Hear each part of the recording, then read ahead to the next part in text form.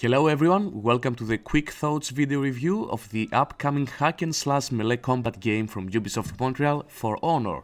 This is Kostas and I will be filling you in a few details about the recent beta that I was on from 26 to 29 of January, and I was lucky enough to participate. So a few things foremost about the game. It is set on medieval ages where three factions, namely the knights, the vikings and the samurais, are fighting for survival in a battered land. The bloodthirsty warlord Apollyon believes that those factions have grown weak and is manipulating them in order to achieve an all-out war between all three of them.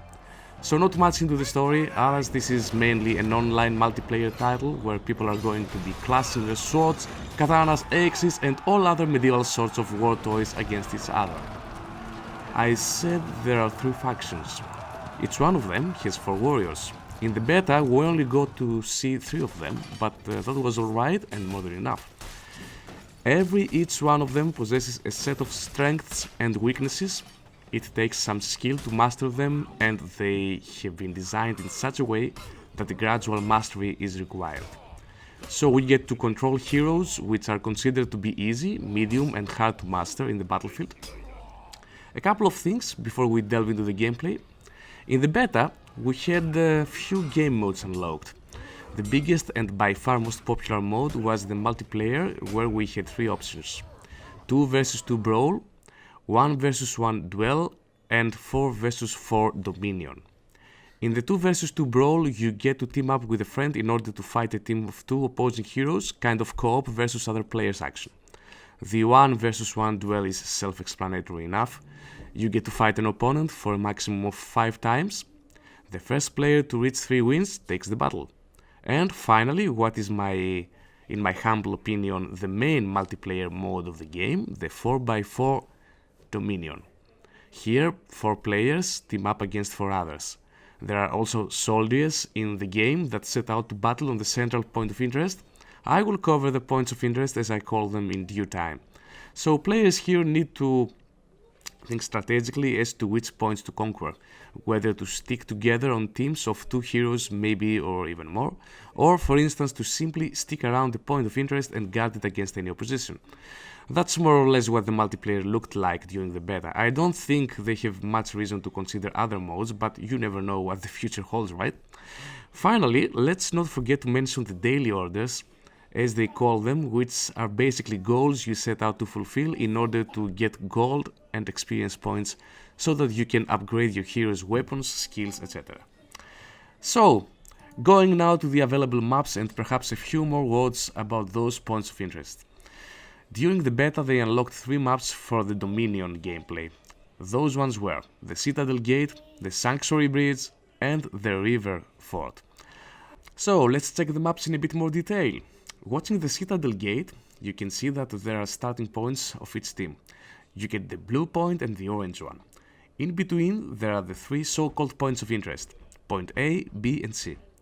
Now, what the usual case is, point B is right in the middle. This is the point where the simple soldiers fight it out. Points A and C serve as support places for each one of the teams.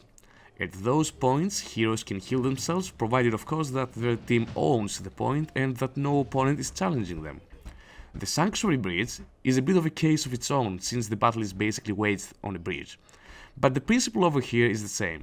You get points A, B and C, and you need to maintain ownership of at least the closest point to your team's starting position if you wish to have chances of winning the battle. Finally, let's check out the River Fort, which is a map that looks quite similar to the Citadel Gate we checked seconds ago. Main tactics are quite similar to it. You just need to be careful of the various drop points, as I call them. Those are places where if your opponent pushes you in the correct way, then your hero drops and you can kiss him goodbye. Having seen the 3 maps that were available on the beta, let's just say a few words about the warriors. Each one of them have their strengths and weaknesses. They're all played somewhat differently. Some more aggressively, others more consecutively, kind of waiting for the right moment to strike and tiring your opponent out. Let's see them one by one. Let's check the Knights factions first. So, in the beta we got to try 3 Knight heroes, the Warden, the Conqueror and the Peacekeeper. Each hero comes with certain abilities, so as you can see here, the Warden He has the body count passive ability, which grants him health as he kills enemy soldiers, the inspire ability, which makes your allies stronger and allows them to deal more damage on their opponents, the second wind ability, which recovers some of your health, kind of useful when you are low on it and away from a friendly captured point of interest you could flee in order to heal your hero. The last ability the Warden comes with is the catapult. Quite an interesting one. It orders a catapult to strike a specific area, a catastrophic event for whomever happens to be within that area. Likewise, each of the rest of the heroes have their own unique abilities. Maybe I will come back to this in more detail when I get the chance in another video. The next faction we will briefly check is the Vikings. The three available heroes from this faction were the Raider, a big fella with a big axe, the Warlord, even bigger fella holding a shield and a sword, and the Berserker, a light unit that can cause havoc with the two axes he's carrying. The Vikings are another word for brutal power, their big units causing chills during the battle. Finally, let's check my favorite one, the Samurai. Here we have the Kensei with his huge katana, the Orochi, who is an assassin unit, quicker, more silent, and finally the Nobushi, a versatile swift mover that can strike from longer distances with the Naginata he's carrying. Try grabbing this one. Now, as said before, each one of those warriors have their strong points and their weaknesses. This even suggests certain matchups.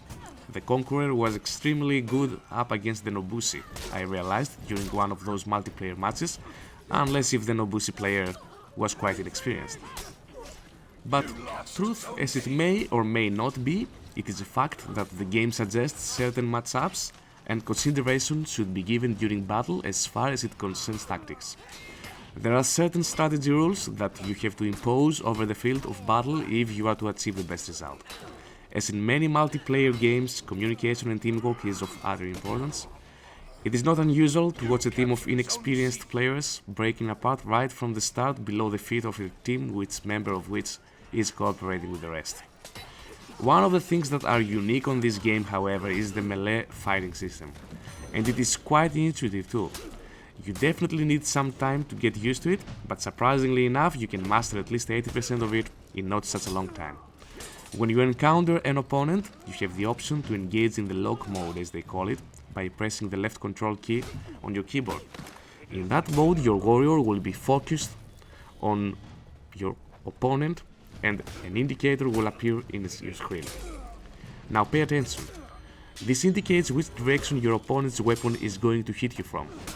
If you manage to move your mouse towards that direction, meaning that you are defending that direction, then you successfully block his attack.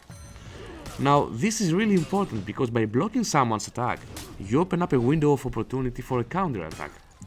Another tactic you can use is to dodge away by pressing the space key while you're moving.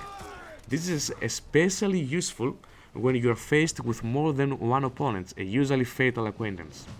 By dodging, you increase your chances in escaping them. The scenery, the fight mechanics, the game itself screams that it is something special. No matter how frustrating it might be at times, I felt myself wanting to go back and play more and more. I think Ubisoft have something really good at their hands. I only hope that they will support it with the high quality content it deserves. Then it will be a true success. The game is on for an official release on the 14th of February, so it's only a couple of weeks away from the time the video was shot. I hope you've enjoyed this short review.